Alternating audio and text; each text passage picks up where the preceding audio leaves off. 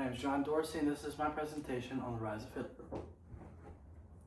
Hitler's rise was set the stage by post-war Germany of World War I.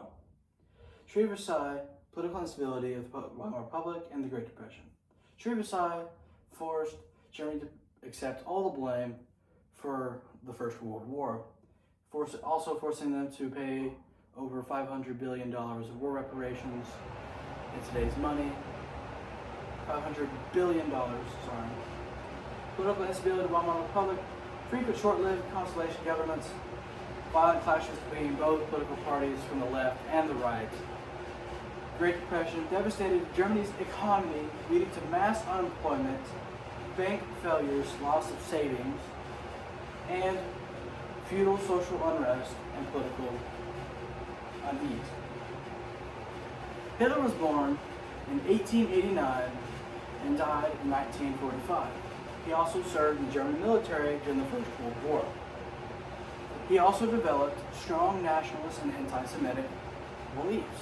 A quote from Hitler: "By defending myself against the Jew, I am fighting the work of the Lord." In 1913, Hitler moved from Munich, Germany to avoid military service in the Austro-Hungarian Empire for being considered too weak. Around this time, he also joined the German Workers' Party, also known as the Nazi Party. Adolf Hitler was arrested and put in prison for his role in the Beerhard Putsch, which he was sentenced to a 5-year prison sentence, but only served 9 months. He also developed more extreme nationalist ideals, believing the German Aryan race should be the one and only dominant race. Another quote from Hitler: "All propaganda must be popular, and its intellectual level must be adjusted to the most limited intelligence among those it is addressed to." Hitler promised to rebuild Germany to its former power before the Treaty of Versailles and everything else that happened because of the end of the First World War. He was also very good with words, very great public speaker. Through this, he was able to sway people to his cause and make people believe in him. Another quote: "The German people and their soldiers are working and fighting today, not only for themselves and their time, but the future, even distant generations." The Great Depression lasted in Germany from 1929 to 1933, just a 4-year period. Germany experienced great levels of deflation, roughly 20 to 25%, causing great levels of unemployment. The reason for this is that the deflation caused the German money to be worth less than what it was. Therefore, the German people could not make profit from what they were doing, causing great economic hardships, unemployment, all that.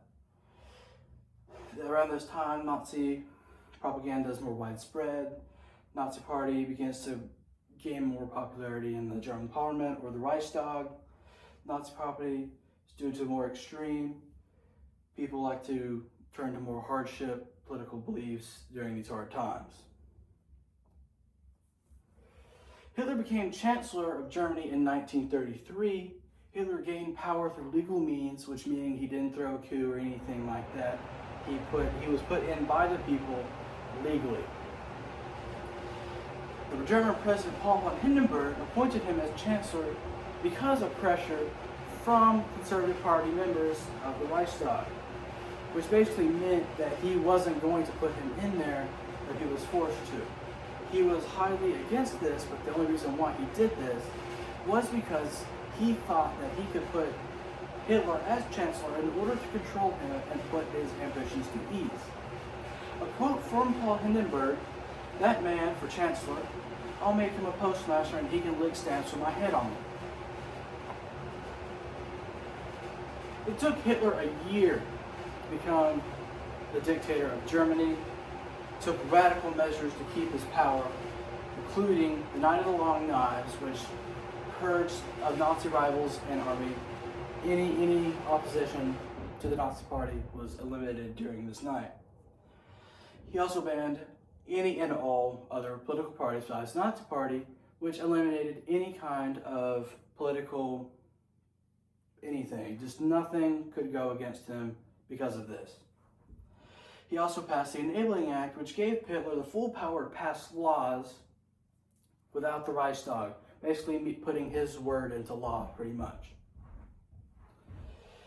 This was around the same time the Reichstag fire happened, which was allegedly Nazi Party members and supporters set the German Parliament building on fire and pinning it on the communists at the time, swaying the German people to their cause and making their belief in him more widespread.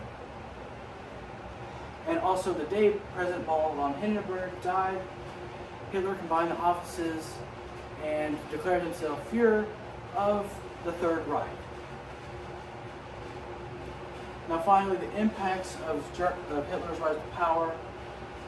He controlled, by 1934, he had complete control over the German government, people, everything.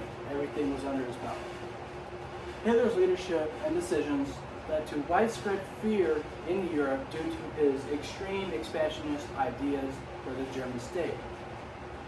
The rise of Hitler was not inevitable, but the result of choices made by individuals and institutions in crisis.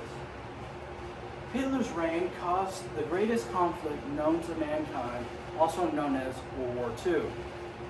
This also led to an estimated of 70 to 85 million people in World War II, approximately 50 to 55 million civilians, and 21 to 25 million military personnel.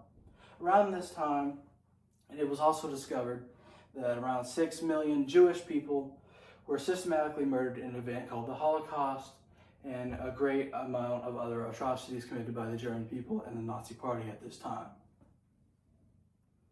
And here are my references.